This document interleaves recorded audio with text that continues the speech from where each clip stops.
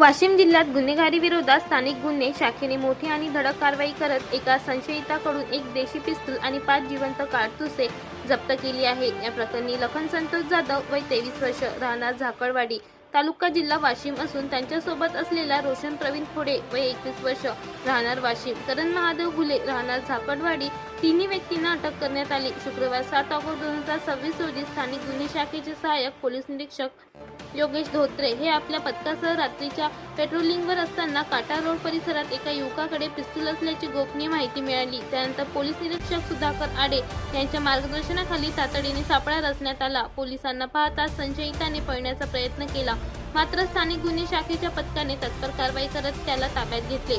अंगझडतीमध्ये त्यांच्याकडून एक देशी पिस्तूल आणि 5 जिवंत कारतुसे जप्त करण्यात आली। आरोपीकडे शस्त्र बाळगण्याचे कोणताही वैध परवाना नसल्याने प्राथमिक तपासात स्पष्ट झाले आहे।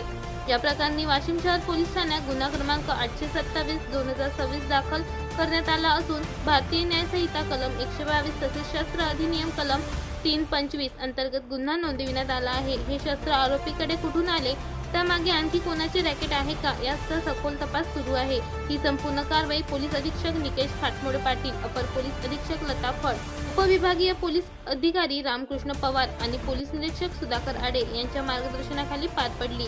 तसेच सपोनी योगेश धोत्रे यांच्यासह स्थानिक गुन्हे शाखेचे अधिकारी व कर्मचारी सपोनी योगेश धोत्रे, पोहेवा गजानन झकरे, संतोष वाघ, ज्ञानदेव म्हात्रे, सुनील तायडे, अमोल इरतकर, महिला पोहेवा कविता गायकवाड, गोपुशी सुनील तायडे अधिकारी व कर्मचाऱ्यांनी उल्लेखनीय कामगिरी बजावली। वाशिम पोलीस प्रशासनाने नागरिकांना आवाहन केले आहे की बेकायदेशीर शस्त्र बाळगणाऱ्या किंवा संशयास्पद हालचाली करणाऱ्या व्यक्तींची माहिती तात्काळ जवळच्या पोलीस ठाण्यात किंवा पोलीस नियंत्रण कक्षाला द्यावी।